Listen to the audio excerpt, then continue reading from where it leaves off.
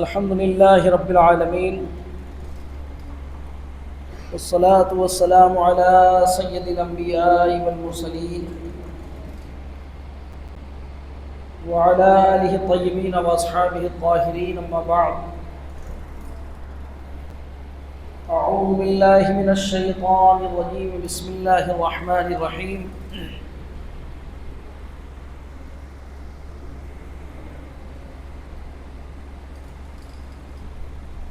انما يريد الله ليذهب عنكم الرجس اهل البيت ويطهركم تطهيرا. صدق الله العظيم وصدق وبلغ رسوله النبي الامين المتين الكريم، ونحن على ذلك لمن الشاهدين والشاكرين، والحمد لله رب العالمين. آپ حضرات بھی اگر تھوڑا ادھر تشریف لائیں تو زیادہ اچھا رہے گا، مجھے سب طرف نہیں گھومنا پڑے گا. سامنے کی طرف آ جائیں، ٹھیک رہے گا.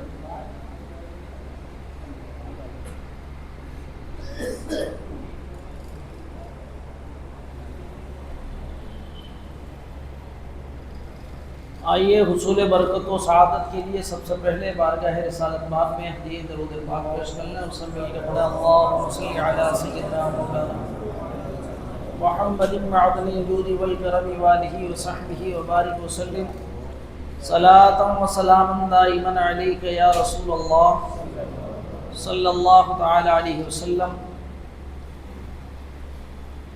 انشاءاللہ العزیز جو باتیں ہم سن رہے ہیں علماء کرام سے، عمل کی نیت بھی بنا لیں گے تو انشاءاللہ ہماری دنیا بھی سنورے گی اور آخرت بھی. اس لیے کہ عمل سے زندگی بنتی ہے، جنت بھی جہنم بھی. یہ خاکی اپنی فطرت میں نہ نوری ہے نہ ناری ہے.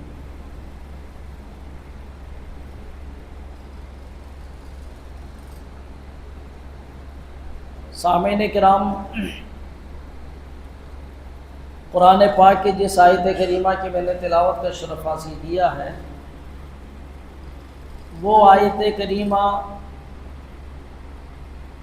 اہل بیت اطہار کی شان بے مثالی کا اظہار کر رہی ہے. پہلے یہ بات اچھی طرح سے ذہن نشی کر لیں. میں بلا تمہید اپنی گفتگو شروع کر دیتا ہوں کیونکہ وقت پر ہمیں جلسہ ختم کرنا ہے. ہم جس سے عقیدت رکھتے ہیں وہ عقیدتیں ہماری من گھڑت اور خود ساختہ نہیں ہیں. ہم کسی کو اتنا ہی مانتے ہیں جتنا ماننے کا ہمیں حکم اللہ نے دیا ہے، رسول اللہ نے دیا ہے.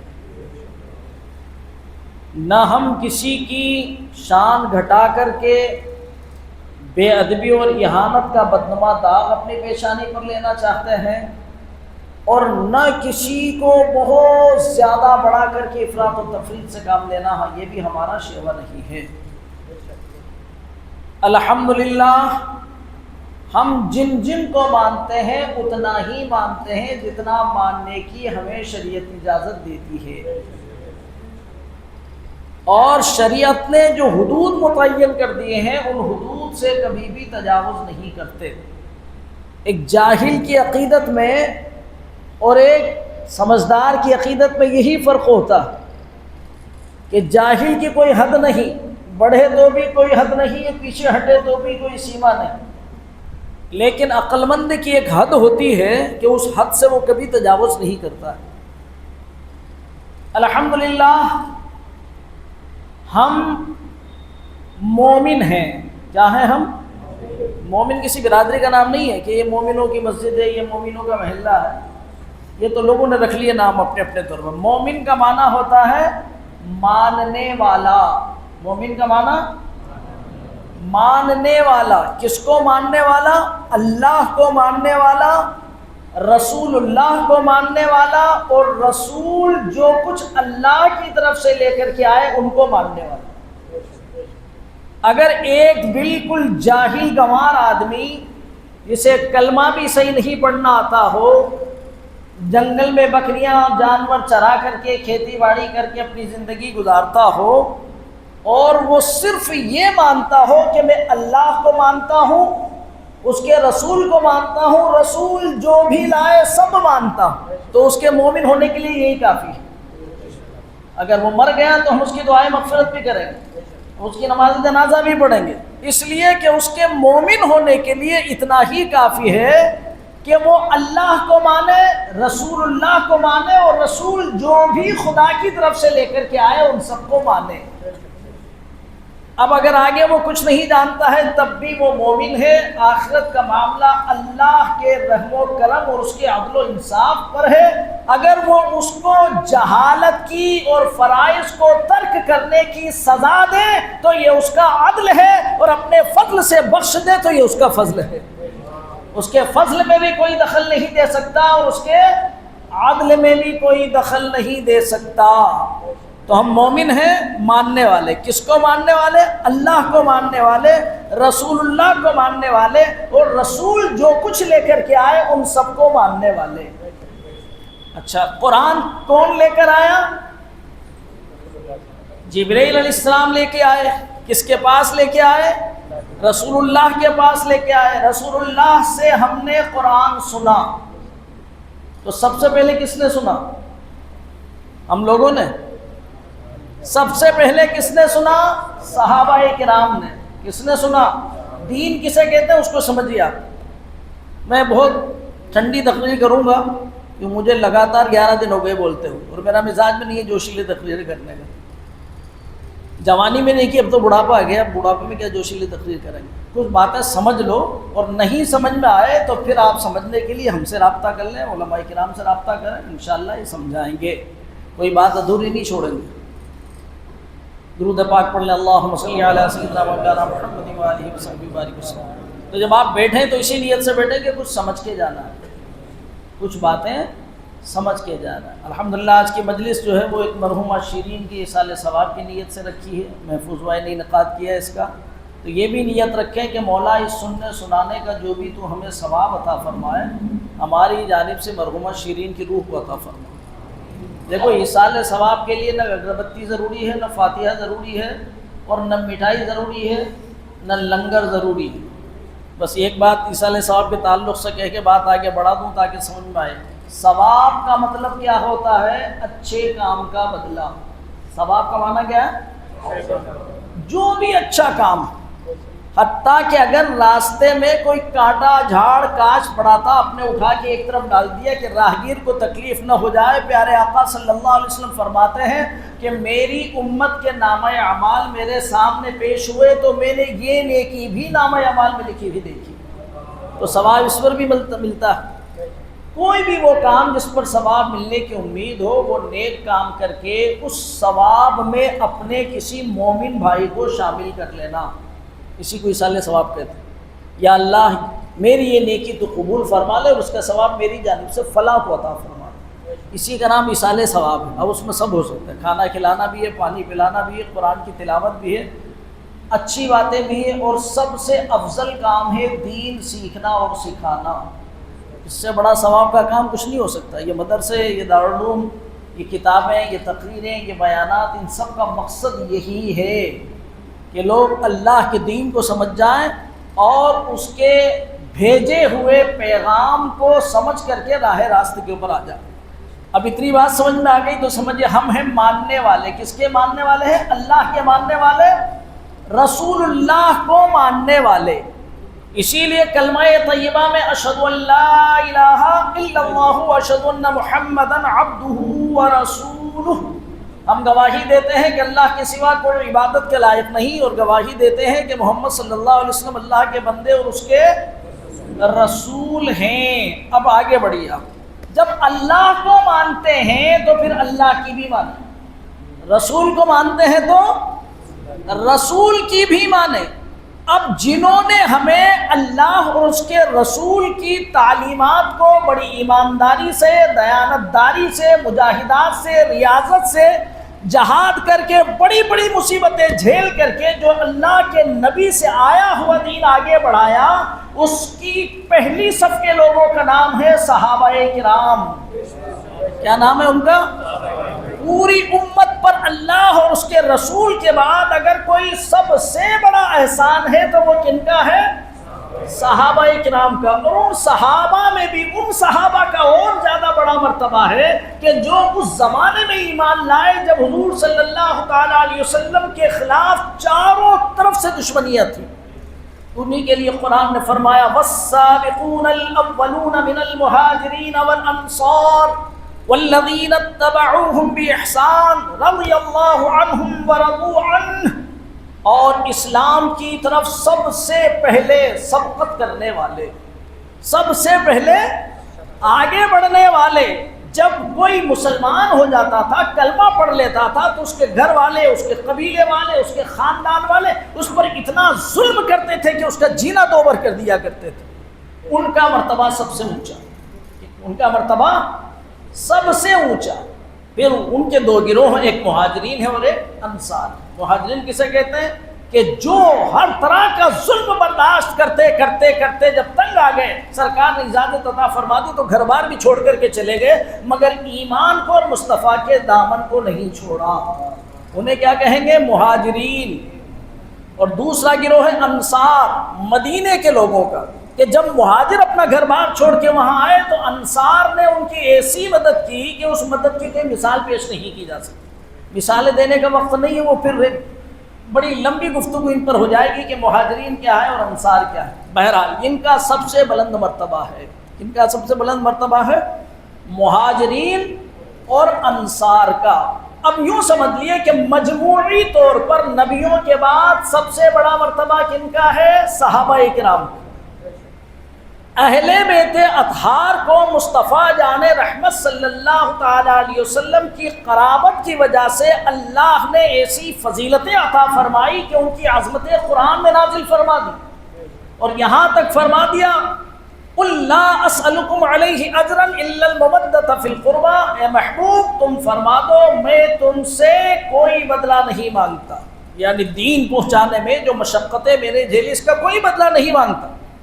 إِلَّا الْمَوَدَّةَ فِي الْقُرْبَى، مگر میرے قرابت داروں سے محبت کرو۔ تو جب یہ آیت کریمہ نازل ہوئی تو صحابہ کرام نے عرض کیا یا رسول اللہ من قرابتک هؤلاء الذی وجبت علینا مودتهم، کون ہے آپ کے یہ قرابت دار کہ جن سے محبت کرنا اللہ نے ہمارے اوپر لازم کر دی کہ میرے قرابت داروں سے محبت کرو؟ تو کون ہے وہ قرابت دار؟ تو پیارے آقا علیہ الصلوۃ والسلام نے فرمایا علی والفاطمہ وولداہما، وہ علی ہے، فاطمہ ہے اور ان کے دونوں بیٹے ہیں، یہ میرے قرابت دار ہیں، ان سے محبت کرنا اللہ نے تمہارے اوپر فرض کر دیا۔ اور جو اس سے پہلے میں نے آیت کریمہ پڑھی اس میں اللہ تبارک و تعالیٰ فرماتا ہے انما یرید اللہ لیذھب عنکم الرجس اہل البیت ویطہرکم تطہیرا، اللہ یہی چاہتا ہے کہ نبی کے گھر والوں تم سے ہر گندگی اور رجس یعنی بدعت عملی، بدعملی، بدعقیدگی، ہر طرح کی گندگی کو اللہ تعالیٰ تم سے دور فرما دے۔ تو اہل بیت کی یہ وہ شان ہے کہ اس بارے میں وہ بالکل منفرد گھرانہ ہے، ان کی پاکی کا خدائے پاک کرتا ہے بیان، قدر والے جانتے ہیں قدر و شان اہل بیت۔ اب اہل بیت میں کون کون شامل ہے ذرا یہ بھی تھوڑا سا کلیئر کر دوں آپ کو۔ اہل مانے ہوتا ہے والا، بیت مانے گھر، اہل بیت نبی کے گھر والے۔ 22ویں پارے میں یہ آیت ہے اور ترجمہ تفسیر کے ساتھ پڑھنے کا مزاج بنائیے، جب وہاں پڑھیں گے تو مسلسل سرکار صلی اللہ علیہ وسلم کی ازواج طاہرات کا بیان چل رہا ہے، سرکار کی پاک بیویوں، حضور صلی اللہ علیہ وسلم کی بیویوں کا مقام اتنا بلند ہے کہ قرآن میں اللہ تبارک و تعالیٰ نے فرمایا یا نساء النبی لستن کاحد من النساء، اے میرے محبوب کی بیویوں دنیا کی کوئی عورت تمہارے جیسی ہو ہی نہیں سکتی۔ کیا کوالٹی تھی ان عورتوں میں؟ سرکار صلی اللہ علیہ وسلم نے 11 نکاح فرمائے، صرف حضرت عائشہ صدیقہ کنواری ہیں، باقی سب بیوائیں، وہ بیوائیں جو ایک ایک بار، دو دو بار، تین تین بار بیوہ ہو گئی۔ جن کو سماج کوئی عزت نہیں دیتا تھا، مگر جب نبی کے قرب مل گیا تو اللہ نے فرمایا تمہاری جیسی کوئی عورت ہو ہی نہیں سکتی۔ تو ازواج مطہرات اہل بیت میں شامل ہیں، یہ بات اچھی طرح ذہن نشی کر لو، اہل بیت میں ازواج مطہرات سب شامل ہیں۔ اب حضور صلی اللہ تعالی علیہ وسلم نے اللہ کے دیے ہوئے اختصار سے ان اہل بیت میں ان کو بھی شامل کر لیا، کن کو؟ علی، فاطمہ اور امام حسن اور امام حسین۔ اور حضرت امام حسن و حسین کے لیے تو اللہ کے رسول صلی اللہ علیہ وسلم فرماتے تھے اللہم ھذا ابنایا و ابن بنتی، مولا یہ میرے بیٹے ہیں اور یہ میری بیٹی کے بیٹے ہیں۔ اللہم انی احبہما فاحبہما واحب من یحبہما، اے اللہ میں ان دونوں سے پیار کرتا ہوں، تو بھی ان سے محبت فرما، اور جو ان سے محبت کرے ان سے بھی محبت فرما۔ بہت مختصر کر کے بات آگے بڑھا رہا ہوں، یہاں ایک عقیدے کی بات سن لو، اہل بیت سے محبت کرنا جزو ایمان، اہل بیت سے محبت کرنا ایمان کا حصہ، مگر اہل بیت میں خالی حسنین کریمین اور علی اور فاطمہ ہی نہیں ہے، سرکار کی جو ازواج مطہرات ہیں وہ بھی اہل بیت میں۔ اب یہ ڈپلیکیٹ جو محبت اہل بیت کرنے والے ہیں، ڈپلیکیٹ جو چھاتیاں پیٹتے ہیں، یعنی شیعہ، صاف لفظوں میں کہتے ہیں، جو رافضی میں بھی آپ نہیں سمجھیں گے، شیعہ مذہب والے توبہ توبہ نعوذ باللہ، صدبار نعوذ باللہ، حضور صلی اللہ تعالی علیہ وسلم کی بیویوں کو گالیاں بکتے ہیں، حضرت عائشہ صدیقہ رضی اللہ تعالیٰ عنہ کی شان میں تبرہ کرتے ہیں، حضرت حفصہ بنت عمر اور دیگر ازواج مطہرات کو گالیاں، بہت بری بری گالیاں بکتے ہیں، جیسا بھی حضرت مولانا ادریس صاحب بتا رہے تھے کہ اللہ کے وحدانیت و رسول کی رسالت کے بعد پھر یہ بھی اقرار کروا رہے ہیں کہ صدیق اکبر پر بھی لعنت بھیجو، فاروق اعظم پر بھی لعنت بھیجو، ان کا یہ لعنتی لوگوں کا دھرم ہی لعنت ہے۔ تو یہ کتنے ڈپلیکیٹ آدمی ہے کہ قرآن نے اہل بیت کا ذکر فرمایا نبی کی بیویوں کے بارے میں، پھر سرکار نے اس کی شرح کرتے ہوئے ان میں 4 کو اور شامل کر لیا، اور باقی اور بھی فضائل ہیں اور لوگ بھی اس میں شامل ہیں، لیکن یہ اس کے اندر کاٹ چھانٹ کر کے جس کو چاہے شامل مانے، جس کو چاہے خارج کرے، تو بتائیے یہ تو اللہ کو بھی ماننے والے نہیں ہیں، اللہ کی بھی ماننے والے نہیں۔ تو پہلی بات عقیدے کی سن لو کہ اہل بیت میں سرکار کی بیویاں بھی شامل ہیں اور حضرت علی اور فاطمہ بھی شامل ہیں، حسنین کریمین بھی شامل ہیں۔ اب سنیے، اب صحابہ کرام جنہوں نے دین ہم تک پہنچایا بڑی ایمانداری، دیانتداری اور بڑی جفاکاری کے ساتھ، بڑے بڑے ظلم انہوں نے برداشت کیے، ان کے بارے میں قرآن فرماتا ہے والسابقون الاولون من المہاجرین والانصار، سب سے پہلے اسلام کی طرف آگے بڑھنے والے وہ مہاجرین ہیں، وہ انصار ہیں، والذین اتبعوہم باحسان، اور وہ لوگ جنہوں نے اچھے ڈھنگ سے ان کی پیروی کی، یعنی پھر اور لوگ بھی شامل ہوتے چلے گئے۔ سب کے بارے میں رب تعالیٰ فرماتا ہے رضی اللہ عنہم ورضوا عنہ، وہ مجھ سے راضی ہو گئے، میں ان سے راضی ہو گیا۔ تو یہ رضی اللہ عنہم ورضوا عنہ کا سرٹیفکیٹ کن کے لیے ہے؟ صحابہ کے لیے۔ جب اللہ راضی ہو گیا، وہ اللہ سے راضی ہو گئے، تو کوئی کسی صحابی سے ناراض ہو کر کے کیا اللہ کی رضامندی حاصل کر لے گا؟ جب اللہ سے ناراض ہوگا تو پھر کیا ہوگا؟ اس کا ٹھکانہ جہنم۔ اس لیے اہل سنت و جماعت کا متفقہ عقیدہ 1450 برس سے یہی چلا رہا ہے کہ ہر صحابی نبی جس نے ایک بار حالت ایمان میں ایک نظر بھی جمال مصطفیٰ کا نظارہ کر لیا، وہ کون ہے؟ صحابی۔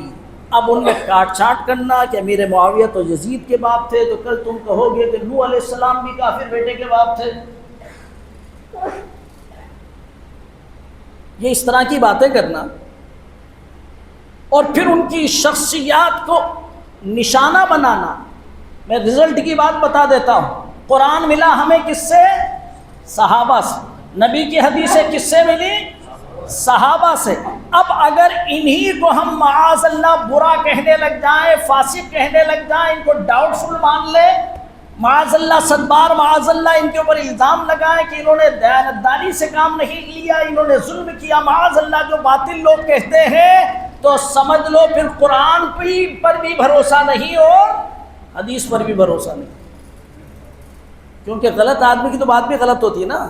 ارے کوئی آدمی جا کر کے یہ کہتے ہیں مفتی صاحب سے آ کر کے کہ صاحب آپ میری گواہی قبول کیجئے، میں نے چاند دیکھا ہے، تو اس نے کہا بھائی تیری گواہی کیسے قبول کروں، تو نماز بھی نہیں پڑھتا، تیری گواہی کیسے قبول کر دوں، تو مشہور جھوٹا آدمی ہے، تو بتاؤ اتنی اچھی بات بھی اس کی نہیں مانی جائے گی۔ وہ کہہ رہا میں نے چاند دیکھا، آپ اعلان کیجیے کہ آج تراویح کی نماز پڑھیں گے، نہیں مانیں گے، کیوں کہ فاسق کی گواہی معتبر نہیں۔ تو تمام امت کا یہ فیصلہ ہے کہ سارے صحابہ عادل ہیں، ثقہ ہیں، پرہیزگار ہیں، ان کے خلاف بدگمانی رکھنا اپنے آپ کو جہنم کی وادی کی طرف لے جانا ہے۔ اب نتیجہ کیا نکلا؟ نتیجہ یہ نکلا کہ ہمیں نبی سے پیار ہے، جس کو نبی سے پیار ہے ان سب سے ہم کو پیار ہے، اہل بیت ہمیں اسی لیے پیار ہے۔ اب سنیے کہ پھر یہ دو گروہ کیسے؟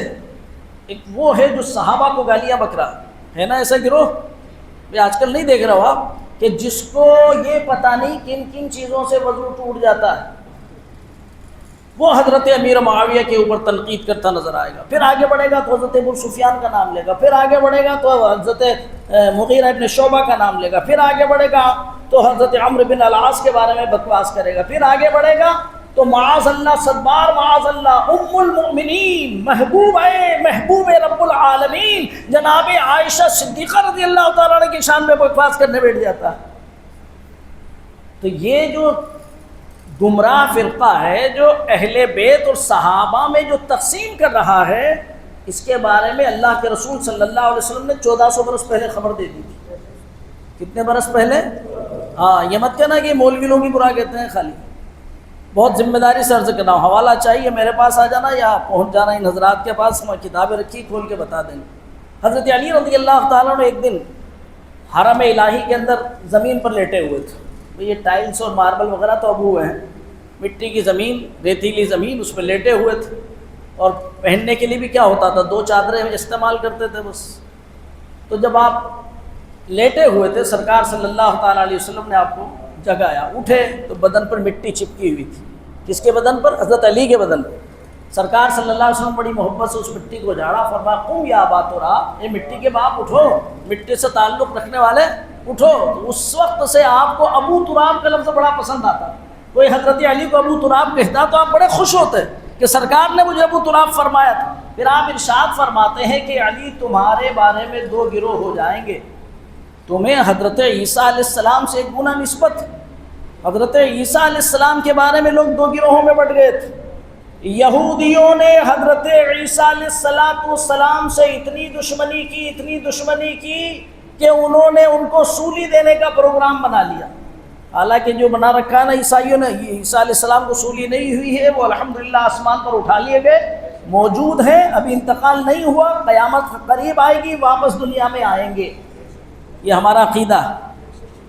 تو یہودیوں نے دشمنی میں حد کی اور حضرت عیسیٰ علیہ السلام کے لیے پھانسی کا پروگرام بنا لیا، اور عیسائیوں نے عیسیٰ علیہ السلام کی محبت میں حد سے آگے بڑھے تو حضرت عیسیٰ علیہ السلام کو خدا کا بیٹا کہنے لگے۔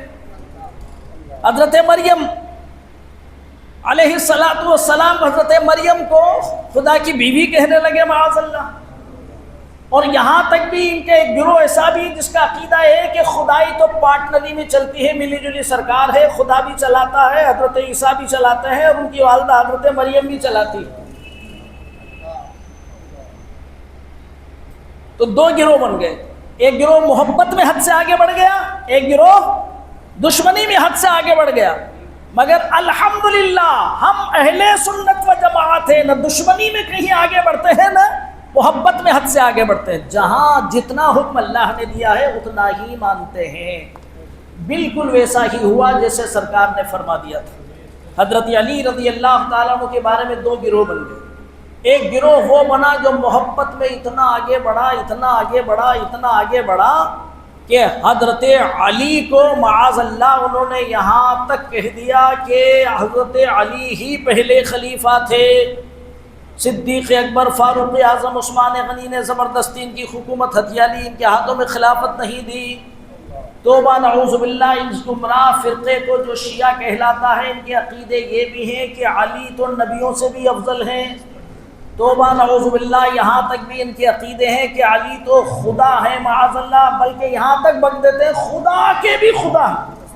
استغفر اللہ ربی من کل ذنب و خطیئۃ، لا الہ الا اللہ محمد رسول اللہ صلی اللہ علیہ وسلم، اللہ کے سوا کوئی ہمارا معبود نہیں ہے۔ تو محبت میں بڑھے، اتنے آگے بڑھے، اور حضرت علی ہی کے زمانے میں ایک فرقہ ایسا پیدا ہوا جس نے حضرت علی کو کافر کہہ دیا، اس کا نام ہے خارجی فرقہ۔ حضرت علی کے زمانے ہی میں حضرت علی کو کافر کہہ دیا کہ علی لا امر الا اللہ، حکم تو اللہ کا، یہ سمجھوتے کے لیے آپ نے اپنی طرف سے پنچ کیوں مقرر کیا حضرت ابو موسیٰ اشعری کو؟ تو ایک محبت میں حد سے آگے بڑھا اور ایک دشمنی میں حد سے آگے بڑھا، دونوں گمراہ۔ الحمدللہ ہم اہل سنت و جماعت والے نہ محبت میں حد سے آگے بڑھتے ہیں نہ عداوت میں حد سے آگے بڑھتے ہیں۔ تو ہمارا عقیدہ کیا ہے؟ اب سن لو اہل سنت کا عقیدہ کہ تمام صحابہ میں سب سے افضل حضرت صدیق اکبر، افضل البشر بعد الانبیاء بالتحقیق، امیر المؤمنین ابی بکر الصدیق۔ سنتے اپنے جمعے کو ہر ممبر پر ہر مسلمان پوری دنیا میں کہہ رہا، اور قوال کیا کہہ رہا؟ دما دم مست قلندر علی کا پہلا نمبر دما دم۔ اب بتاؤ قرآن کی مانو گے یہ قوال کی مانو گے؟ صحابہ کی مانو گے کہ قوال کی مانو گے؟ مگر ہم دین سیکھنے وہاں جا رہا ہے ناچنے گانے والوں کے پاس۔ تو ہمارا عقیدہ کیا ہے؟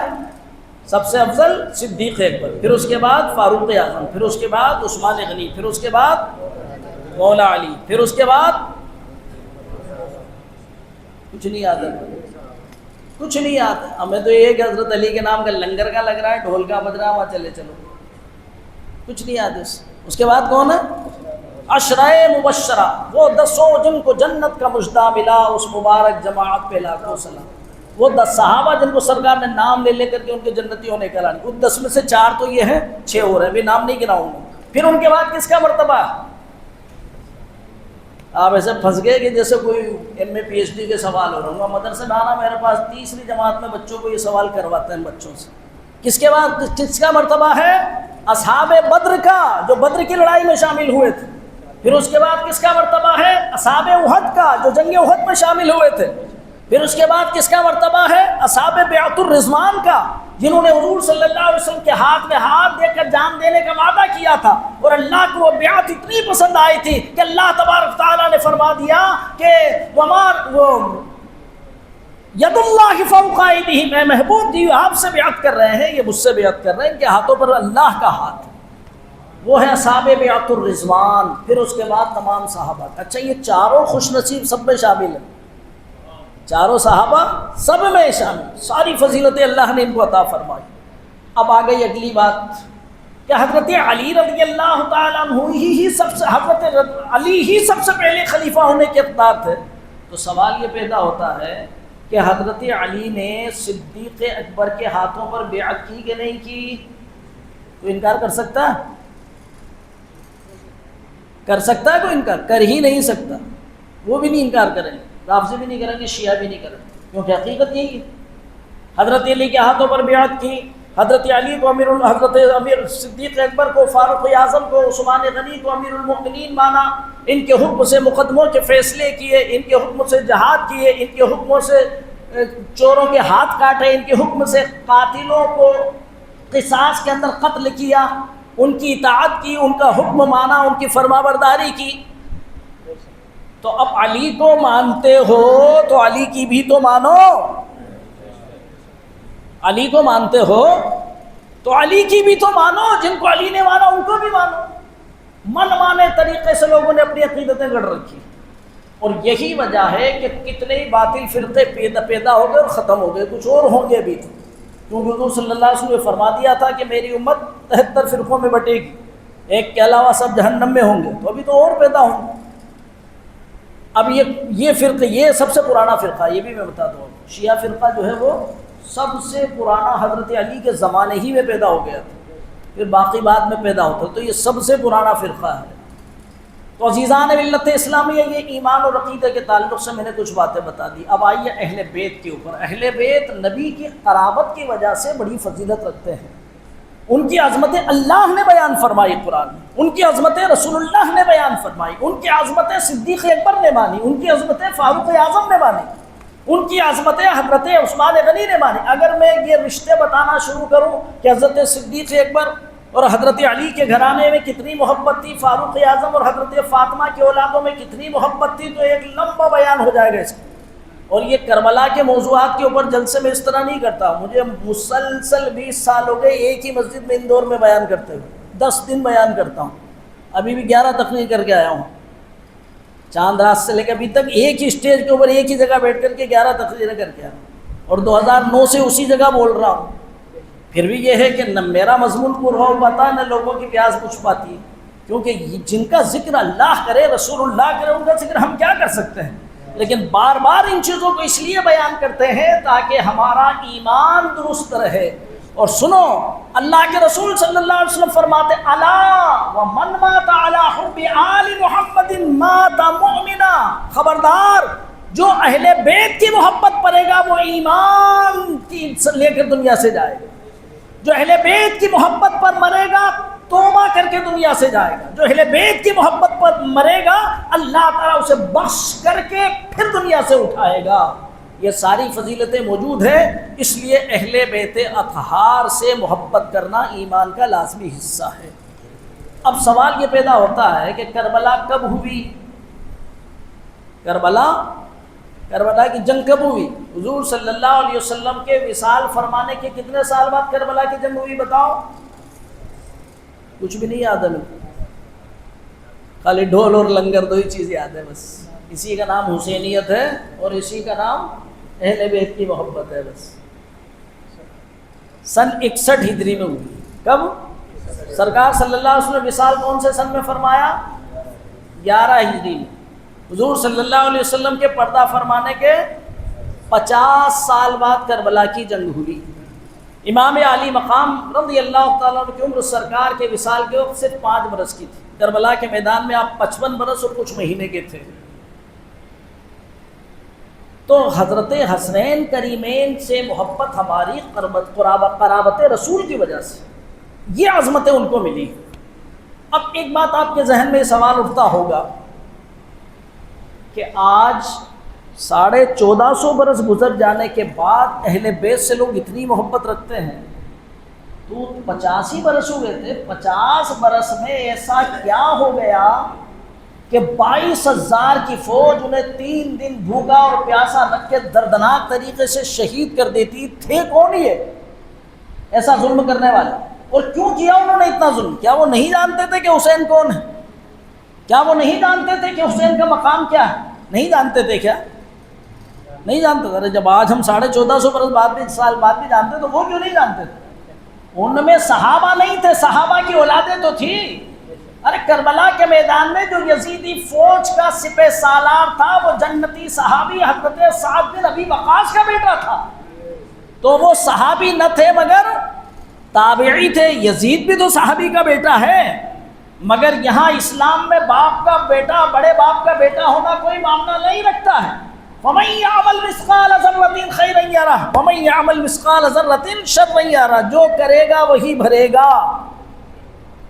نوح علیہ السلام کا بیٹا ایمان نہیں لایا تو آل نبی ہونا، آل رسول ہونا کچھ بھی کام نہیں آیا، ڈوب گیا سیلاب میں، جہنم میں جائے گا۔ یہاں ایمان سب سے بنیادی اور معیاری چیز ہے۔ بندے عشق شوی ترک نسب کن جامی کہ دری راہ فلاں ابن فلاں چیزیں نے۔ حضرت جامی علیہ رحمہ فرماتے ہیں کہ عشق و ایمان کا بندہ بن، بڑے باپ کا بیٹا ہونا مت گنا، کہ اللہ کی راہ میں بڑے باپ کا بیٹا ہونا کوئی معنی نہیں رکھتا۔ ہاں یہ شرف اگر فضیلت حاصل ہے تو صرف نبی کی آل کو حاصل ہے کہ ان کی شان قرآن میں بیان ہوئی۔ تو اب غور سے کچھ باتیں ذہن میں کہ سارا کربلا تو میں بھی بیان نہیں کر سکتا، جب 10 دن میں بیان نہیں ہو پاتی ہے پوری، ابھی کیا ہوگا؟ میں صرف آپ کو ایک نقشہ دینا چاہتا ہوں، ایک ڈائیگرام بنانا چاہتا ہوں کہ جس سے سمجھ لو کہ سرکار کے زمانے سے لے تک کربلا تک کیسے یہ معاملہ پہنچا. ذہن حاضر رکھیے، بالکل توجہ سے سنتے رہیں بس. میرا وہ بھی مزاج نہیں ہے کہ بیچ میں نعرہ لگاؤ یا ادھر سے بولو ادھر سے بولو تڑپ کے بولو. توجہ میری طرف رکھنا بس، تاکہ میں سمجھاتا رہوں اور آپ سمجھتے رہیں. اللہ تعالیٰ عمل کی توفیق عطا فرمائے. سرکار صلی اللہ علیہ وسلم نے 11 ہجری میں وصال فرمایا. تمام مہاجرین، انصار، اہل بیت سب نے مل کر کے جو صحابہ میں سب سے افضل تھے ان کو سرکار کا اسسٹنٹ، ان کا خلیفہ، ان کا اتر ادھیکاری چن لیا. کس کو چنا؟ حضرت صدیق اکبر. کہیں سے بھی کوئی وروध نہیں ہوا، کیونکہ ان کی عظمتیں قرآن بیان کر رہا ہے، ان کی عظمتیں صاحب قرآن بیان کر رہے ہیں. 2 برس کچھ مہینے آپ نے خلافت کا کام انجام دیا. اس کے بعد پھر کس کو چنا؟ حضرت فاروق اعظم. 10 برس کچھ مہینے انہوں نے خلافت کا کام انجام دیا. پھر کس کا چناؤ ہوا؟ اس زمانے میں چناؤ نہیں ہوتے تھے، خلافت سے بیعت ہوتی تھی. یعنی جو قوم کے ذمہ دار لوگ ہوتے تھے وہ جس کے ہاتھوں میں ہاتھ دے کر وعدہ کر لیتے تھے کہ ہم آپ کی اطاعت کریں گے اور ہم آپ کو سرکار کا جانشین مانتے. سب سے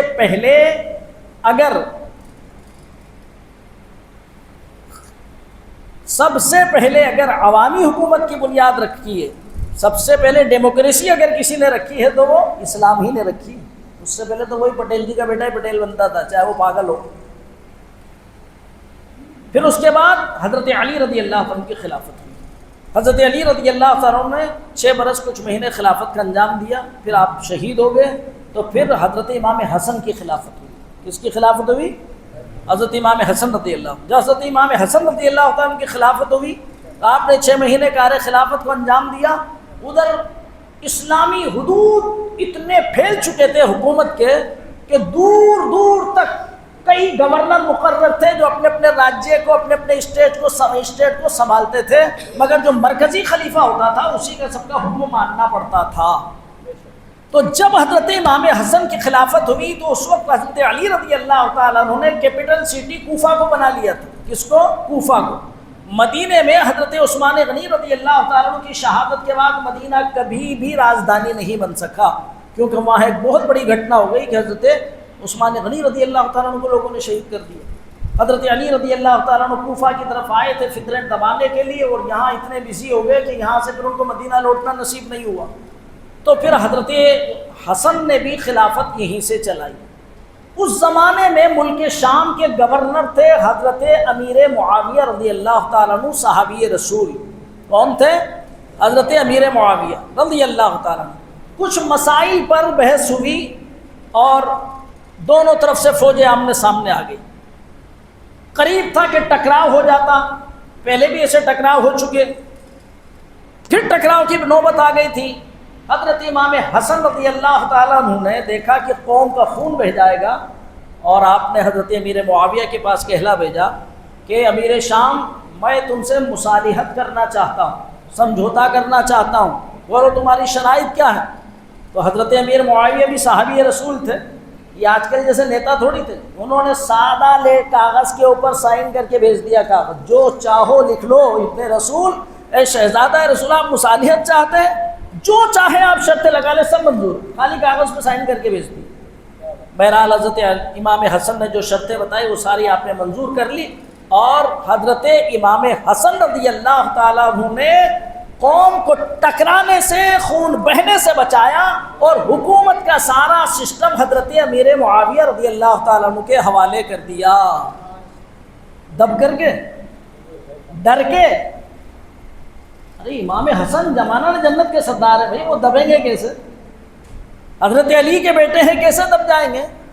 ان کے بھائی حسین کربلا میں نہیں دبے، وہ کیسے دب جائیں گے؟ دب کر نہیں، بلکہ انہوں نے دیکھا کہ دین اور مذہب کے لیے اور ملت کے لیے بھلائی اسی میں ہے، کیا حکومت کا سارا سسٹم ایک ہی جگہ ہو. اور حضرت امیر معاویہ کو کیوں دے دی انہوں نے حکومت ساری؟ کیوں دے دی بتاؤ؟ دب کر کے نہیں، وہ جانتے تھے کہ یہ صحابی رسول ہیں، جانتے تھے کہ یہ صحابی رسول ہیں، کاتب وحی ہیں، کاتب خطوط نبی ہیں. سرکار صلی اللہ تعالی وسلم نے ان کے لیے دعا فرمائی، اللہ معاویہ کو ہادی اور مہدی بنا. معاویہ کو علم حساب عطا فرما، معاویہ کو آپ نے امیر الامت فرمایا، رشتے میں بھی سرکار کے سالے ہوتے تھے، انہوں نے خلافت ان کو دے دی، اور حضرت امیر معاویہ رضی اللہ تعالیٰ عنہ نے 20 برس تک حکومت چلائی۔ کتنے برس تک؟ پورا 20 برس کا زمانہ ایک دم پیسفل زمانہ ہے۔ کیا صحابہ نہیں تھے اس زمانے میں؟ تھے صحابہ بھی، یہ الگ بات ہے، بوڑھے ہو چکے تھے، صحابہ کی اولادیں بھی تھی، کدھر سے کوئی وروध ہوا؟ نہیں ہوا، بلکہ یہ ڈپلیکیٹ شیعان علی جو حضرت امام حسن کی فوج میں شامل تھے، انہوں نے حضرت امام حسن کے ساتھ زیادتی کی، گستاخیاں کی، دھکے لگائے، ہاتھ صاف کر لیے ان پر، اتنے بھدے لفظ بولے ان سے، عار المؤمنین، توبہ نعوذ باللہ، یعنی مسلمانوں کے لیے شرم کی بات۔ حضرت امام حسن مسکرا کے جواب دیتے، العار خیر من النار، آج کی عار برداشت کر لینا کل کے عذاب نار کو برداشت کرنے سے بہت آسان ہے۔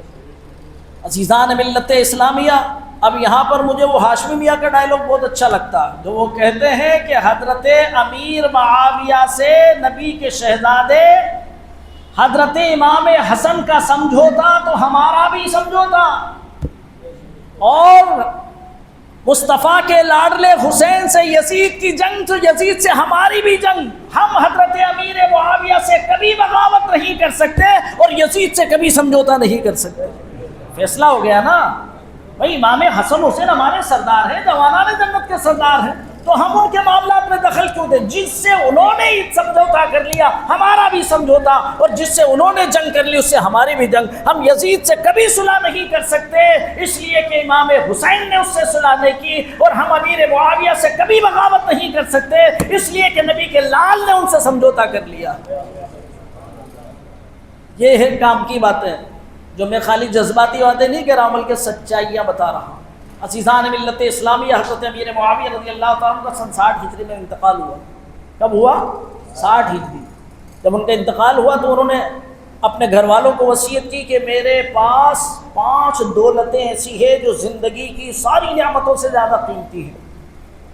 وہ 5 کیا کیا ہیں؟ میرے پاس سرکار صلی اللہ علیہ وسلم کی چادر شریف ہے، سرکار صلی اللہ علیہ وسلم کا تیبند شریف ہے۔ کون کہہ رہے ہیں؟ یہ حضرت امیر معاویہ۔ میرے پاس حضور صلی اللہ علیہ وسلم کے ناخن کے تراشے ہیں، میرے پاس حضور صلی اللہ علیہ وسلم کا پیرہن ہے، اور منہ مبارک۔ یہ 5 تبرک میری زندگی کا سب سے قیمتی خزانہ ہے جو میں نے تجوری میں محفوظ کر رکھے ہیں۔ جب میری روح نکل جائے تو نئے کپڑا مت لانا میرے لیے، جو کپڑے سرکار کے نوری بدن سے مس ہو گئے انہی میں کفن دینا۔ سرکار صلی اللہ علیہ وسلم کے منہ مبارک میری آنکھوں میں رکھ دینا، ناخن مبارک کے تراشے میرے ہوٹوں پہ رکھ دینا، اور اسی حال میں مجھے دفن کر دینا۔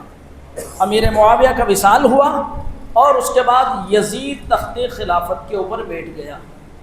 جب یزید نے بیعت مانگی تو حضرت امام حسین رضی اللہ تعالیٰ نے فرما دیا کہ نہیں، اس طرح سے بیعت نہیں ہوگی، آپ کھلے میں عوام سے بیعت مانگو۔ پھر آپ کے پاس یہ بھی پتہ خبریں لگ چکی تھی کہ یزید تو شہزادہ بنتے ہی وہ تو بالکل بے لگام ہو گیا، عیش و عشرت کرنے لگا۔ تو امام حسین رضی اللہ تعالیٰ عنہ کے پاس جب مدینے کے گورنر نے کہا کہ یزید کا فرمان آیا ہے میرے نام کی بیعت لو، امام حسین نے فرما دیا کہ نہیں، اس طرح نہیں ہوگا، یہ قیصر و کسریٰ کی حکومت نہیں ہے کہ باپ کی جگہ بیٹا بیٹھ جائے۔ تو امام حسین رضی اللہ تعالیٰ عنہ کے اوپر سختی کرنے کا یزید کے دربار سے آرڈر ہو گیا، اور آپ وہاں سے نکل کے رات کے اندھیرے میں اپنے گھر والوں کو لے کر کے مکہ آ گئے۔ مکہ میں کس لیے آئے تھے؟ فوج جمع کرنے کے لیے نہیں، مکہ میں اس لیے کہ حرم میں لڑائی جھگڑا سب بنا۔ وہاں آپ کچھ مہینے رکے۔ اب ادھر سنیے، شیعان علی کے حال بتاتا ہوں آپ کو، اور یہ خالی میں ہی نہیں کہہ رہا ہوں، ملا باقر مجلسین کا بہت بڑا ملا شیعوں کا، اس کی کتاب ہے جلاء العیون، اس کے اندر وہ خود لکھتا ہے کہ سارے شیعان علی سلیمان بن سرد خزاعی کے مکان پر جمع ہوئے کوفہ میں، اور سب نے کہا کہ حسین ابن علی نے بیعت سے انکار کر دیا ہے، اور معاویہ کا انتقال ہو گیا ہے، اس کا بیٹا حکومت پہ بیٹھ گیا ہے، اب ہمارا حق یہ بنتا ہے کہ ہم حضرت امام حسین کا ساتھ دیں، اور ہم ان کو کوفہ بلا لیں، اور یزید کی بیعت کا انکار کریں گے، اور امام حسین کی بیعت کر کے ان کو اپنا خلیفہ مانیں گے۔ 1 خط نہیں، 2 خط نہیں، 150 خط امام علی مقام کے پاس بھیج دیے۔ کتنے؟ اور ایک لیٹر پر کئی سرداروں کے، پٹیلوں کے، بڑی بڑی قوم کے ٹھیکیداروں کے دستخط ہوتے تھے. ایک روایت میں تو بلکہ شیعوں کی روایت میں تو ملتا ہے کہ 12,000 خط آ گئے تھے امام علی مقام کے پاس.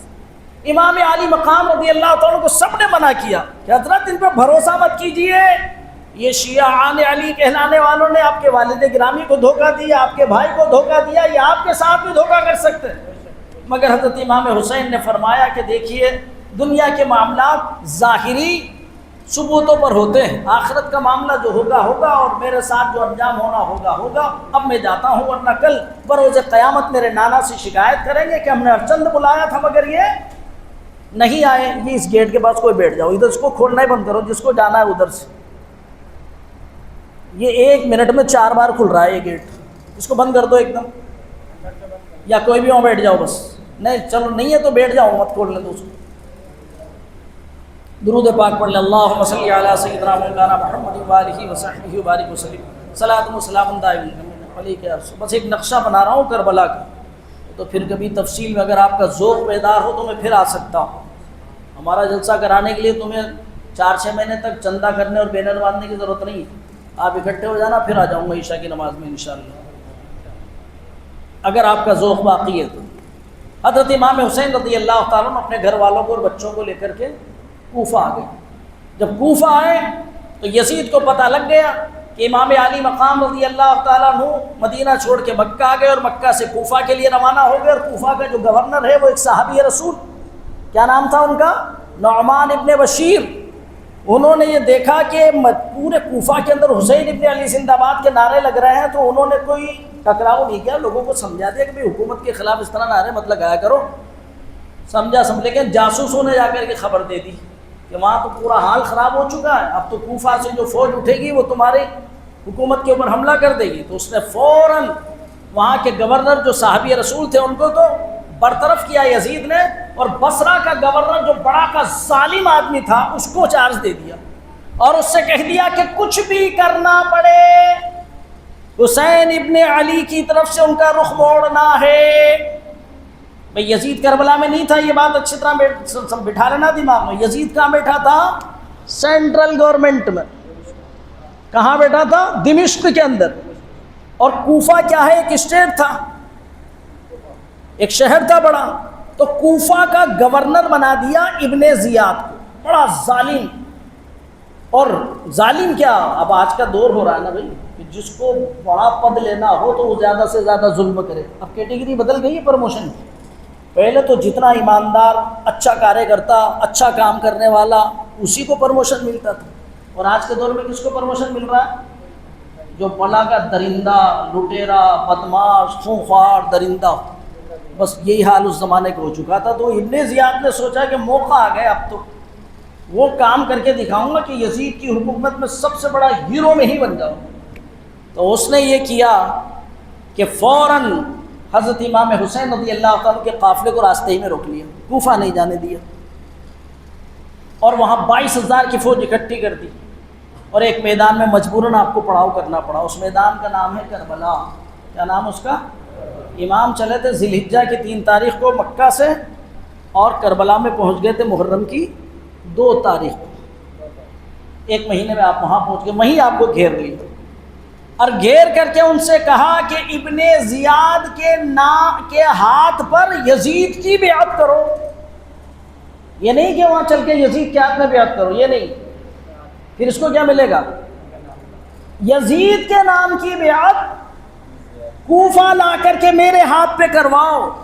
وہ اس کے لیے تیار نہ ہو تو پھر ان سے کہہ دو کہ جنگ کر لو. امام علی مقام رضی اللہ عنہ نے فرمایا کہ میں یہ بیعت کرنے تھوڑی آیا ہوں، مجھے تو یہ اتنے لیٹر تم نے دے کر کے بلایا، آپ نے تھیلا اونڈیل دیا پورا. اب یزیدیوں کے لیے دوہری مصیبت ہو گئی. یہ میں بات اپنے آئیڈیا سے کہہ رہا ہوں، ان کے لیے دوہری مصیبت ہو گئی کوفہ والوں کے لیے. اگر امام حسین بچ گئے تو یہ سارا ریکارڈ، پورا بایو ڈاٹا چلا جائے گا یزید کے پاس، اور حکومت کے باغی اور ودروہی میں ہماری گنتی آئے گی، یوں بھی مرے. اور ادھر کوفہ کا گورنر کہہ رہا ہے کہ یا تو بیعت کے لیے تیار کرو یا انہیں قتل کر دو. تو انہوں نے سوچا پہلا کام تو یہی کرو کہ انہیں قتل کر دو اور سارے ثبوت مٹا دو. اسی لیے انہوں نے خیمے میں آگ لگائی، سب کچھ جلا دیا تاکہ ریکارڈ ہی ختم ہو جائے. مگر ان ظالم کو یہی نہیں سوجا کہ اللہ تعالیٰ ہے اصلی حساب لینے والا، تو تم نے صرف حکومت وقت کا منظور نظر بننے کے لیے مصطفیٰ جان رحمت صلی اللہ علیہ وسلم کے شہزادے کا جو خون بہایا ہے اور اہل بیت پر جو ظلم کیا ہے، یا یوں سمجھ لو کہ تم نے ایک دنیاوی حاکم کے ظلم سے بچنے کے لیے جو جوانان جنت کے سردار کا گلا کاٹا ہے، نہ دنیا تمہیں معاف کرے گی نہ آخرت میں خدا تمہیں معاف کرے گا، اور اس کے بعد وہ ایسے ذلیل ہوئے کہ حکومت ملنا تو کیا ایسے دردناک عذابوں میں مبتلا ہوئے کہ ان کی اگر تفصیل بیان کروں تو وہ بہت لاسٹ کا چیپٹر ہوتا ہے۔ اس طرح کربلا بیان کرنے میں پورے 10-12 دن لگ جاتے ہیں۔ تو عزیزان ملت اسلامیہ، 2 محرم کو کربلا میں آپ کو گھیر لیا گیا اور فوجیں آتے آتے 22,000 کی فوج اکٹھی کر دی صرف ان 72 آدمیوں کے لیے۔ 72 تو شہید ہوئے تھے، کل 82 تھے جن کے پاس اتنا سامان بھی نہیں، اتنے ہتھیار بھی نہیں، چاروں طرف سے ناکہ بندی، نہ پانی آئے گا نہ کوئی دوسری مدد آئے گی، نہ کوئی ان کی مدد کے لیے آ سکتا ہے۔ 7 محرم کو پانی پر بھی پہرا لگا دیا اور 10 محرم کو جنگ لڑی، اور امام علی مقام رضی اللہ تعالیٰ عنہ جمعے کا دن تھا، نماز کے وقت میں آپ بھی شہادت کا جام نوش فرما گئے۔ یہ پوری جنگ کا خلاصہ۔ امام علی مقام رضی اللہ تعالیٰ عنہ کے سامنے نازوں کے پالے، اپنی اولاد، اپنے بیٹے، اپنے بھتیجے، اپنے بھانجے، اپنے بھائی، حضرت امام علی، حضرت علی رضی اللہ تعالیٰ عنہ کے دیگر بھائی بھی تھے۔ کون تھے بھائی؟ جو حضرت علی کی دوسری اولاد ہے، دوسری بیویوں سے حضرت علی نے حضرت فاطمہ کے انتقال کے بعد اور بھی نکاح کیے تھے، وہ سب شہید ہو گئے، بھتیجے شہید ہو گئے۔ امام علی مقام ایسے وقت میں جب کوئی نہیں بچا، صرف ایک عابد بیمار ہے جو بخار کے مارے بستر پر کرا رہے ہیں، وہی حضرت امام حسین کی اولاد میں سے کربلا سے بچ کے واپس آئے تھے، کوئی نہیں ان کے علاوہ۔ رہ کے یہ خیال آتا ہے کہ میرے بعد یہ ظالم یزیدی ان کے ساتھ کیا سلوک کریں گے، یہ حرم نبوت کی خواتین کی چادریں چھین لیں گے، یہ ان کے جلوس نکالتے ہوئے کوفہ لے جائیں گے، کوفہ سے پھر سینٹرل گورنمنٹ کے پاس دمشق میں بھیجیں گے۔ ایسے تصورات ہیں کہ جن کو سن کر کے ہمالیہ ہو تو تھرا جائے، رستم زماں ہو تو اس کا دل دہل جائے، مگر امام علی مقام رضی اللہ تعالیٰ عنہ نہ ڈرے نہ گھبرائے، بلکہ پا استقامت میں ذرا سی بھی لغزش نہیں آئی، اور صاف کہہ دیا یزیدیوں سے کہ جو جان مانگو تو جان دیں گے، جو مال مانگو تو مال دیں گے، مگر یہ نہ ہو سکے گا ہم سے نبی کا جاہو جلال دیں گے۔ سب کچھ لٹا دیا، اور 3 دن کے بھوکے اور پیاسے صبح سے دوپہر تک لاشوں کو اٹھاتے اٹھاتے کمر دوہری ہو گئی۔ نظر کے سامنے جن لاشوں کا انبار ہے، جن میں جگر کے ٹکڑے بھی ہیں، نازوں کے پالے بھی ہیں، بھائی اور بہن کی اولادیں بھی ہیں، بھتیجے بھی ہیں، بھانجے بھی ہیں۔ علی اصغر 6 مہینے کا تڑپ کر کے ٹھنڈا ہو گیا، عابد بیمار غش پر غش کھا رہے ہیں، علی اکبر کی جوانی نگاہوں کے سامنے لٹ گئی، ہم درد اور غم گسار بھائی عباس کے بازو کٹ گئے، مگر امام کے استقامت میں ذرا بھی فرق نہیں آیا، اور آخر تک آپ یہی کہتے رہے کہ ایک باطل کے ہاتھ میں ہم ہاتھ نہیں دیں گے۔ آخرکار امام علی مقام میدان کارزار میں آئے، اور کئی بڑے بڑے سورماؤں کو قتل کرنے کے بعد جب مقابلے کی ہمت کسی میں نے نہیں، تو ابن زیاد بدنہاد نے چلا کر کے کہا کہ اس کی رگوں میں فاتح خیبر کا خون دوڑ رہا ہے، یہ تنہا تمہاری بچی ہوئی فوج کو صفحہ ہستی سے مٹانے کی طاقت رکھتا ہے، اس لیے روبرو جا کر کے مت لڑو۔ تیر اندازوں کو آگے بھیجا، اور 1000 تیر اندازوں نے حضرت امام حسین رضی اللہ تعالیٰ عنہ کے اوپر گھیرا ڈال کر کے تیر برسانا شروع کیے، اور گھیرے کو ٹائٹ سے ٹائٹ کرتے چلے گئے۔ اللہ اکبر اللہ اکبر، ایک تیر آپ کی پیشانی پر ایسا لگا جس سے خون کا فوارہ جھڑ گیا، وہ مقدس پیشانی جسے اللہ کا محبوب چوما کرتا تھا، اس مقدس پیشانی سے خون کا فوارہ بہا، اور امام غشکا کے زمین کے اوپر سجدہ ریز ہو گئے، اور خولی نے سر تن سے جدا کیا، شمر نے تلوار چلائی، سنان نے نیزہ مارا، اور امام علی مقام رضی اللہ تعالیٰ عنہ کا سر اور ان کا خون بہا دیا گیا، سر تن سے جدا کر دیا گیا۔ حضرات، دنیا میں یہ ظلم کی ایسی داستان ہے کہ ایسی داستان کبھی نہ مرتب پہلے ہوئی تھی نہ بعد میں۔ چمن آپ اپنا لٹا گئے کہ بہار دین خدا رہے، نہ جما جو رنگ بہار سے، جو نہ جما جو لنگ بہار سے، تو لہو بھی اپنا ملا دیا۔ عزیزان ملت اسلامیہ، امام علی مقام رضی اللہ تعالیٰ عنہ نے محرم کی 10 تاریخ کو نماز جمعہ کا وقت تھا، لیکن مسافروں پر تو جمعہ نہیں، ظہر کی نماز کا وقت تھا، اپنے جام شہادت نوش فرمایا، اور آپ کی قربانی نے ہمیشہ ہمیش کے لیے ایمان والوں کے دلوں میں یہ جذبہ پیدا کر دیا کہ جب باطل سے سامنا ہو سب کچھ لٹا دو مگر باطل سے سمجھوتا نہ کرو۔ تو مسلمانوں، ایمان کی قربانی سے ہمیں کیا سبق ملا؟ کہ ہر حال میں ہمیں اللہ اور اس کے رسول کے بتائے ہوئے راستے پر چلنا ہے، مگر وہ سب ہم نے چھوڑ دیا، پتہ نہیں کیا کیا خرافات ایسی گڑھ لی کہ شریعت تو کیا، انسانیت بھی جن کو گوارا نہیں کرتی، جو چاہتا ہے نئی خرافات گھڑ کے لے آتا، کوئی کیا بنا کے لیا ہے، کوئی کیا بنا کے لیا ہے، کوئی ایک مورت لیا ہے بنا کر، سب براق ہے، مان لو یہ معراج میں وہیں دیکھ رہا تھا کھڑا کھڑا کہ براق ہے، یہ اس نے دیکھ لیا۔ اور ابھی یوٹیوب کے اوپر دیکھ لو، کہیں تو ریچھ بن کے گھوم رہے ہیں، کہیں بندر بن کے گھوم رہے ہیں، ننگے دھڑنگے گھوم رہے ہیں، کوئی اپنے بدن کو چھید کر کے اور اس میں چاقو واقو پھنسا کر کے خالی چڈی پہن کے پہ مردود۔ سطر کھولنا حرام ہے، ناف سے لے کر گھٹنے تک سطر کھولنا کیا ہے؟ حرام، اس کا چھپانا فرض۔ یہ ہے صاحب حسینی جو ننگے ہو کے گھوم رہے ہیں، توبہ نعوذ باللہ نعوذ باللہ۔ اس لیے مسلمانوں، اپنے حال پر رحم کھاؤ، کل بروز محشر خالی تمہارے بارے میں سوال نہیں ہوگا، تمہارے گھر والوں کے بارے میں بھی سوال ہوگا، تمہارے بیویوں کے بارے میں بھی سوال ہوگا کہ وہ جو میک اپ کر کے اور بازاروں میں ٹہلتی پھر رہی ہے اور نوجوانوں کی بھیڑ لگ رہی ہے۔ جب ہم اس طرح کی باتیں کرتے ہیں تو ہم سے لوگ یوں کہتے ہیں کہ صاحب یہ کوئی بند ہی نہیں ہو سکتا، آپ کیوں ان کے پیچھے پڑ گئے؟ تو میں تو صاف جواب دیتا ہوں کہ اللہ تبارک و تعالیٰ نے 1,24,000 بروایت دیگر 2,24,000 نبیوں کو دنیا میں کس لیے بھیجا تھا؟ بتاؤ، شرک مٹانے کے لیے۔ سب سے بڑا گناہ تو شرک ہے نا، وَإِنَّ الشِّرْكَ لَظُلْمٌ عَظِيمٌ، شرک مٹانے کے لیے بھیجا تھا نا، کہ خدا کے علاوہ کسی کی عبادت نہ ہو۔ کیا نہیں ہو رہی خدا کے علاوہ کسی کی عبادت؟ شرک مٹ گیا کیا؟ بے مٹ گیا کہ شرک نہیں مٹا؟ ہم جس ملک میں رہ رہے ہیں چاروں طرف مشرک ہیں، تو پھر اللہ تبارک و تعالیٰ نے کیوں اتنے سارے نبیوں کو بھیجا؟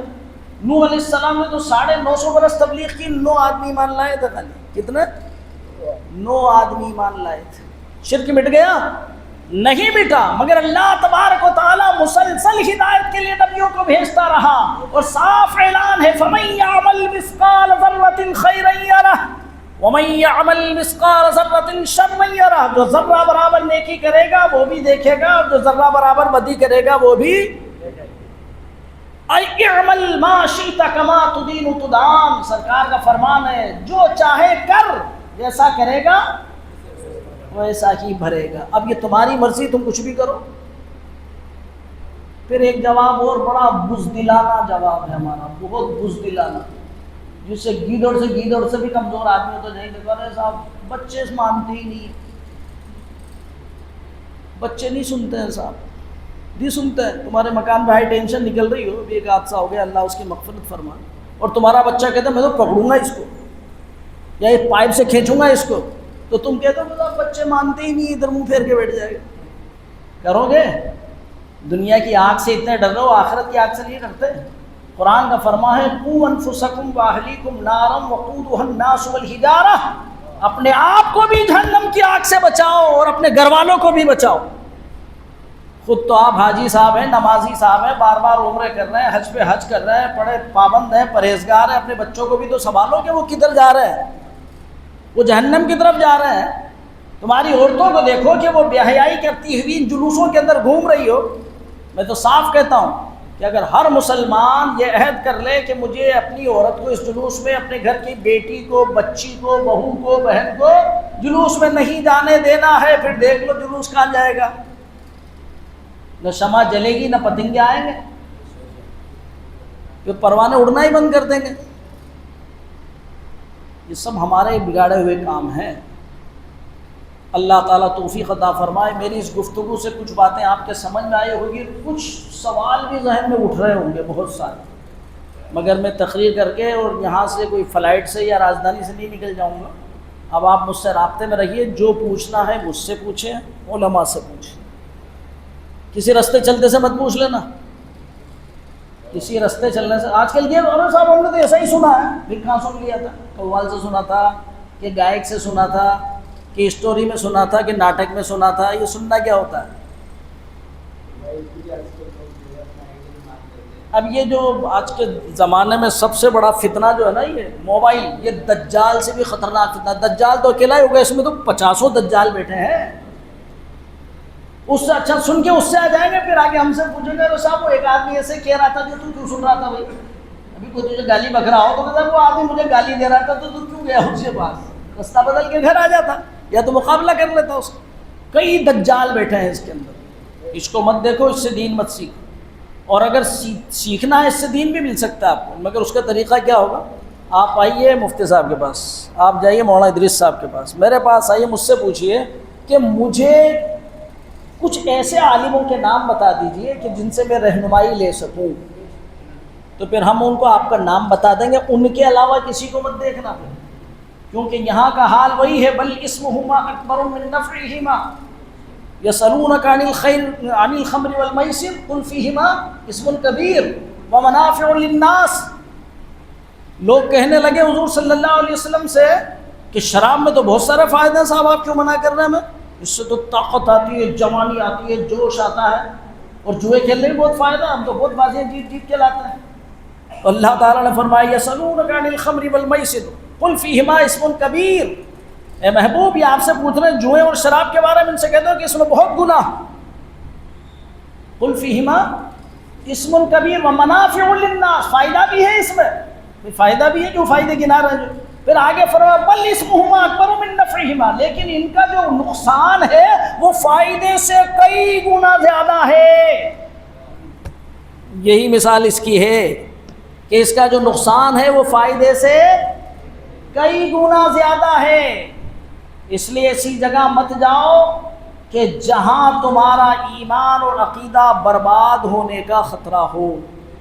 اور یہ کیسا برباد ہو رہا ہے یہ ہمیں پتا ہے کہ ہم سے نوجوان کیسے کیسے سوال کرتے ہیں. جس کو یہ پتہ نہیں کہ وضو کن چیزوں سے ٹوٹ جاتا ہے، وہ مجھ سے پوچھتا ہے کہ صاحب باغ فتق کیا تھا؟ سنا کبھی آپ نے نام باغ فتق؟ باغ فتق کیا تھا؟ میں نے کہا تجھے وضو کا تو طریقہ یاد نہیں، باغ فتق پوچھ رہا ہے. کیونکہ اس نے کسی شیعہ کا بیان سن لیا کہ حضور صلی اللہ علیہ وسلم کے وصال فرما جانے کے بعد جو آپ کا باغ تھا باغ فتق، اس کو صدیق اکبر نے دبا لیا اور سرکاری پراپرٹی بنا دیا، اور حضرت فاطمہ مانگتی رہ گئی، ان کو دیا ہی نہیں. توبہ نعوذ. پھر حضرت فاروق اعظم کا دور آیا، انہوں نے بھی نہیں دیا. پھر حضرت عثمان غنی کا دور آیا، انہوں نے بھی نہیں دیا. پھر حضرت علی کا دور آیا تو کیا انہوں نے لے لیا؟ اچھا، پھر حضرت علی کو ہم کیا مانتے ہیں؟ شیر خدا. کیا مانتے ہیں؟ شیر خدا.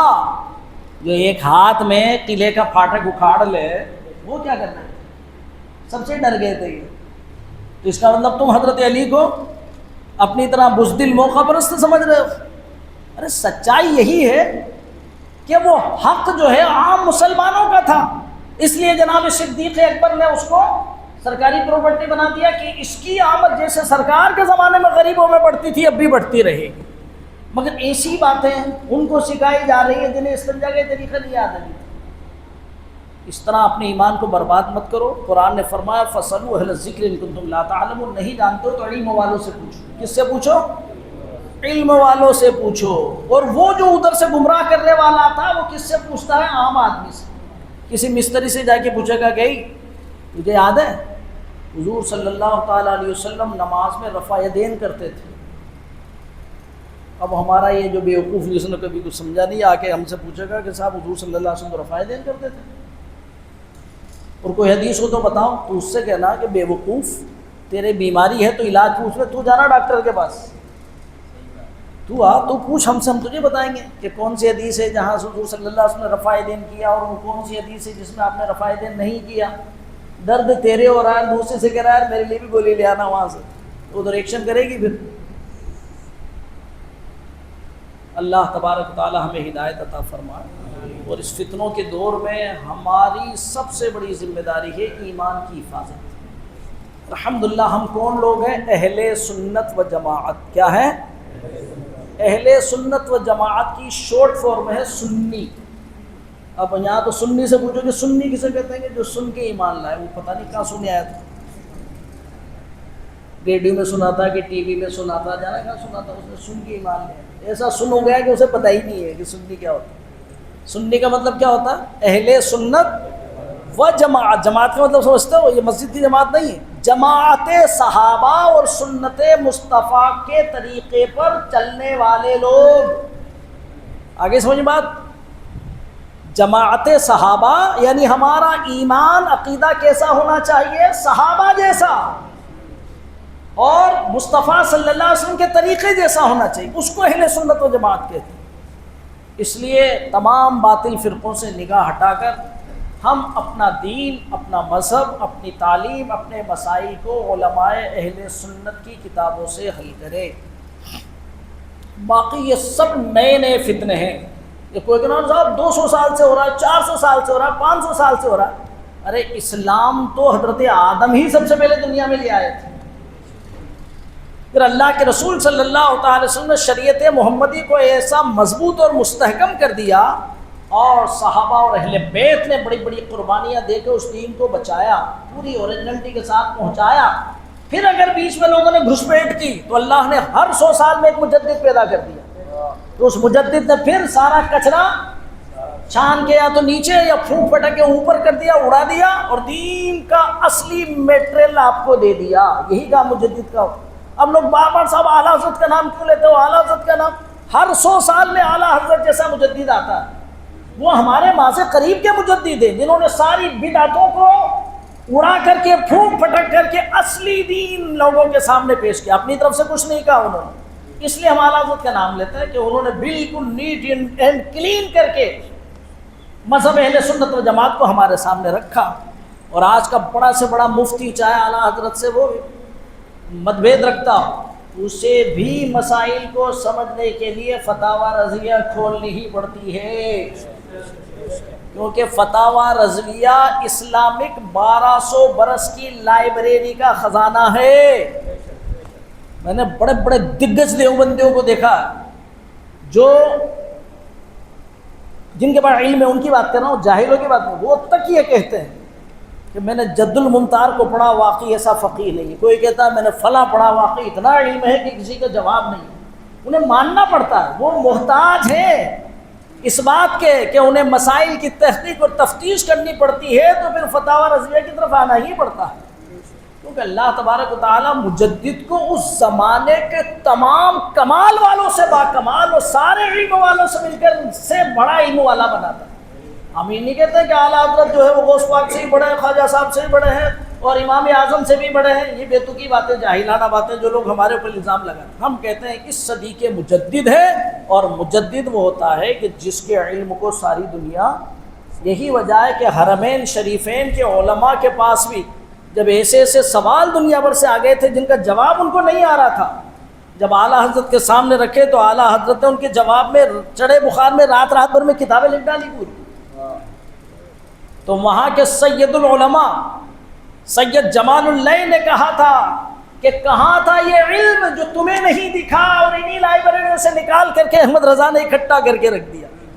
اسی لیے پکار اٹھے لو قیل فی حقہ انہ امام الائمۃ المجدد لہذہ السنۃ لکان حقا و صدقا، اگر یہ کہا جائے کہ یہ ساری دنیا کے اماموں کا امام ہے اور اس صدی کا مجدد ہے تو یہ سچائی ہے۔ مریدوں نے تھوڑی اعلیٰ حضرت کو مجدد بنایا ہے۔ اعلیٰ حضرت کو مجدد کس نے مانا؟ حرمین شریفین کے سارے مفتیوں نے، جن کے پاس دنیا بھر کے الجھے ہوئے مسائل مفتیوں نے ان کے پاس بھیج دیے تھے، وہ ان سے حل نہیں ہو رہے تھے تو اس کو اعلیٰ حضرت نے حل کر دیا۔ یہ اللہ کا دیا ہوا علم ہے، اللہ جس سے چاہتا ہے کام لیتا ہے، اس لیے ہم ان کا حوالہ دیتے ہیں جن کو پوری دنیا مانتی ہے۔ اللہ تبارک تعالی ہمارے ایمان اور عقیدوں کی حفاظت فرمائے، اور محبت صحابہ اور محبت اہل بیت پر استقامت عطا فرمائے۔ اقول قولی ھذا واستغفر اللہ لی ولکم ولسائر